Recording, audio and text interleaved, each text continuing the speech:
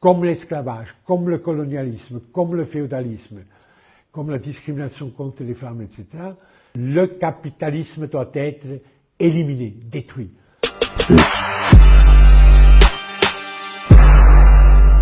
C'était au Congo.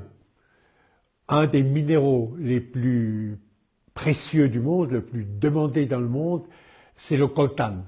Avec le coltan, on fait votre caméra, on fait les téléphones portables, on fait beaucoup de choses, le coltan.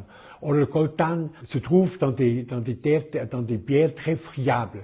Seuls des enfants de 10 à 15 ans, filles et garçons, peuvent s'introduire dans ces puits. Et souvent meurent, puisque le puits s'effondre.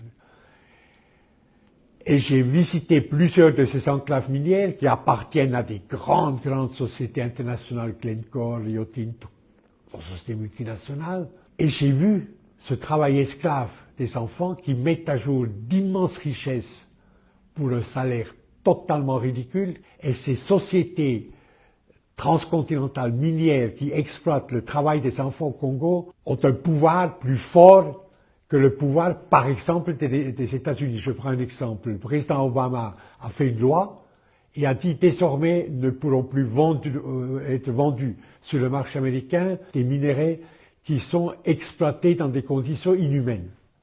M. Trump est venu au pouvoir l'année dernière, les grands trusts miniers sont allés à la Maison-Blanche, ont dit cette loi nous gêne. Et Trump a dit puisque vous pensez que c'est une loi gênante, je vais la supprimer. Il a supprimé cette loi.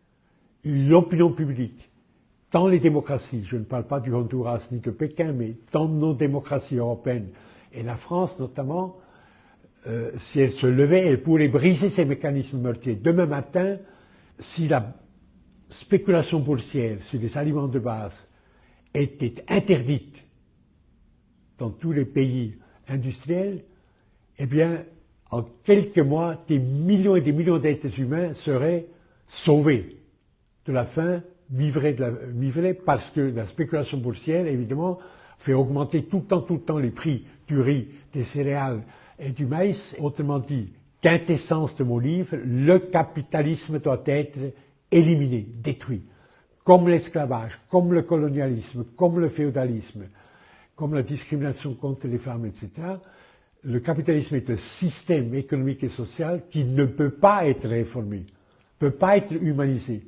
L'esclavage dans le passé ne pouvait pas être humanisé, ni le colonialisme. Eh bien, ce capitalisme qui détruit la planète, qui donne d'énormes fortunes à quelques-uns, doit être abattu, peut être abattu avec les armes constitutionnelles que nous avons et fera place un ordre du monde basé sur la solidarité entre les peuples et les hommes, de la réciprocité et de la complémentarité. J'espère aussi, avant ma mort, voir la fin du capitalisme.